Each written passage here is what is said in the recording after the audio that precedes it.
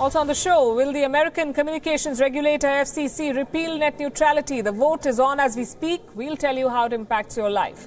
Why has Saudi Arabia's decision to scrap the ban on cinema halls triggered a debate in Srinagar? How has America's Jerusalem move opened a new window of opportunity for the Islamic world? And India's first indigenously built Scorpene-class submarine, INS Kalvari, is inducted into the Navy, the first in almost 2 decades. All of those stories coming up. But first, a look at what happened in Gujarat. A two-phase election concluded today. The results are expected on Monday, and these are the big takeaways from the exit poll projections beamed by various television channels across India. Despite 22 years in anti-incumbency, the BJP is set to retain power in Prime Minister Narendra Modi's home state of Gujarat. That is the verdict, the unanimous verdict of all exit polls this evening. It is expected to get anywhere up to 110 seats in the 182-member assembly. The Congress is projected to fail yet again. It is expected to be routed in the hill state of Himachal Pradesh as well. The poll of polls gives the BJP 110 seats, the Congress 72 seats. The C voter exit poll, if we break it down and look at every individual poll, the C voter exit poll to begin with, predicting 108 seats to the BJP, 74 for the Congress party in the state of Gujarat. The Times Now VMR poll gives 109 to the BJP, 70 seats to the Congress party. The India Today Axis poll has given 99 to 113 seats to the BJP, 68 to 82 seats to the Congress party. The CSDS also giving a victory to the BJP. It says the BJP will win 93 out of the 142 seats for which it was projecting the results till we last checked. The Congress likely to get 48 of these seats. Let's turn to Himachal Pradesh, another state, a small hill state that also went to the polls. The poll of polls gives the BJP 48 seats, the Congress 19. The India Today Axis poll says the BJP will win 47 to 55 of the 68 seats. The ruling Congress party is expected to slump to anywhere between 13 to 20 seats. Joining us this evening is Dalip Tahil. He's an actor, a famous actor, joining us from Mumbai this evening. Good evening, Dalip. We've spoken to journalists, we've spoken to politicians, both from the ruling party and the opposition, and they've all given their view on the numbers. How do you see the exit poll results? Well, a very good evening to you, and thank you for having me on your program. I must say at the outset that I am no political pundit, but what I can say is that Shri Narendra Modi ji has proven from the time he became Prime Minister that the mandate and the support of the people is with him, and he has swiftly gone past the Congress who were a cumbersome government. They didn't do any of the things that they said they would do, and now that Narendra Modi ji has gone ahead and implemented everything and the things that he said, all they can do is criticize him. They expected an upset in UP straight after demonetization. That had the opposite effect. And for me, I think Gujarat is going to be the same. I think the country and everybody, the majority of the nation, the young people, everybody has given Narendra Modi ji the mandate, and I think it's going to remain that way. He never said that GST and demonetization was going to be a magic wand. Yes, there are going to be difficulties, but the Congress, for the years that they were there, for 10 years, they say they were the authors of the GST, and yet they had a renowned a financial intellect, an intellectual man who was financially considered sort of an author of economics, was Dr. Manmohan Singh. And the stage was set, and yet they didn't implement GST. They were a cumbersome government. They had lost it. I mean, they were completely complacent, and now they've been overtaken, and all they can do is criticize, a prime minister who's willing to go out there and take courageous decisions and do things that he has the complete support of the public. To call GST a Gabbar Singh tax, I think is very immature. Considering that Congress say they were the authors of the GST, then I mean, it just goes to show as to how far away they are from the thinking of modern India and the kind of progress that is being supported by the Indian people. You say you're no political pundit, and yet it was very interesting to hear you speak about this election, and elections are about people, so it's good to have your take. Politicians go through this every 5 years. As an actor, I think you look at how the people vote for a movie every Friday. So I'm sure you can relate to at some level on what goes on in these political camps and how they prepare. Eventually, you just have to. What do you think worked for the BJP and what did not work for Rahul Gandhi, who apparently on social media was doing quite well?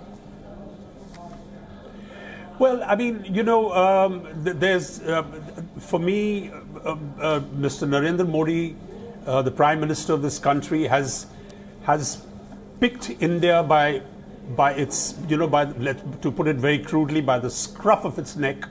It was down in the dumps with the Congress. He has picked up this country. He's moving ahead with it. He has the mandate. And as we say in the movie industry, I mean, the initial reports, when the movie opens on Friday morning, we always get the initial reports, which is like your exit polls. And judging by your exit polls, which I'm told is not the most accurate thing in the world, but I don't need to rely on exit polls. I don't for a moment think that Gujarat is going to be any different to what UP was. And I think Mr. Narendra Modi ji and the BJP is going to sweep Gujarat.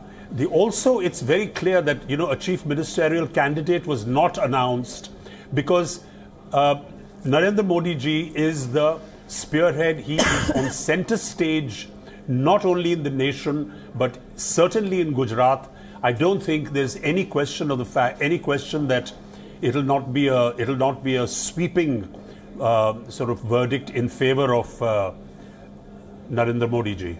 Any words of advice for Rahul Gandhi as he takes on the mantle of Congress president? Well, I mean, you know, I don't want to put it in a way that I have any advice for Mr. Rahul Gandhi. I mean, I congratulate him in becoming, you know, the head of the Congress party. But really, they have to get a little mature and come in contact with what the Indian nation wants, the progress that is being made, and begin to think in terms of some ideas. Begin to give some concrete and give some contributions that help this nation go forward, rather than just criticizing a person who has absolutely exposed their cumbersome and their lethargy over the past 10 years. I mean, they stand exposed, and that is what they can't take. And they're still going around saying and criticizing him, and all of it is backfiring because the fact of the matter remains that it's having exactly the opposite effect on the people. And I can't understand how the Congress think tank hasn't been able to figure this out. I mean, it's really baffling that they can be so disconnected. Indeed it is, and clearly visiting the temples hasn't got them any blessings, neither from the gods nor from the people of Gujarat, if the exit polls are to be believed. Dileep Tahil, pleasure talking to you. Thank you very much for joining us. It's not over till it's over, and it'll be over on. Thank you. Yes, it'll be over on Monday when we have the final results. But let's put this in perspective for those of you joining us and who've not followed politics in Gujarat. It was the second and final phase of polling in the state today. Indians saw the best and worst of politics in the run-up to these polls. So what's at stake really in the state? For the BJP, it's a prestige battle. Gujarat, as we've been saying, is the Prime Minister's home state. He was its chief minister for 12 years. For the Congress party, the Gujarat elections are a battle for survival. Kartikeya Sharma reports. The state, Gujarat. The players, Gujarat's own Narendra Modi and Congress's new president, Rahul Gandhi.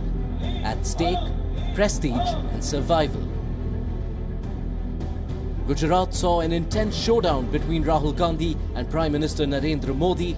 Both campaigned extensively but differed in the style and substance of their outreach to voters. The only thing which was similar was that both started each campaigning day by visiting a temple.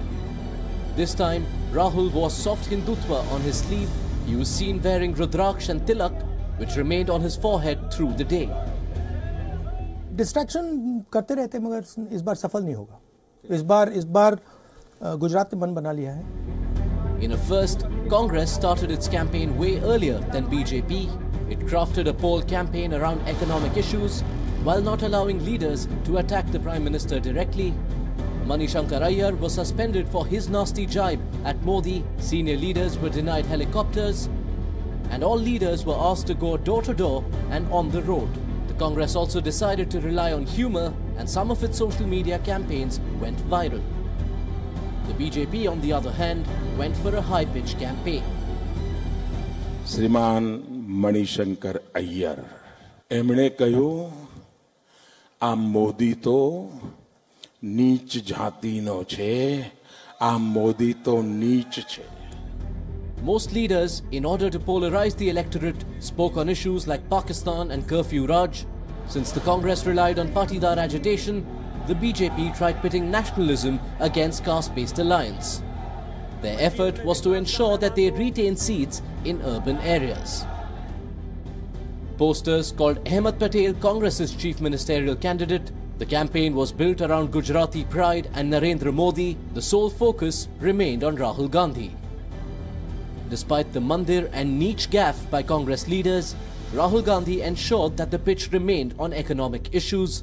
Whatever the result may be, Congress gave the BJP, which has ruled the state for 22 years, a tough fight. WION.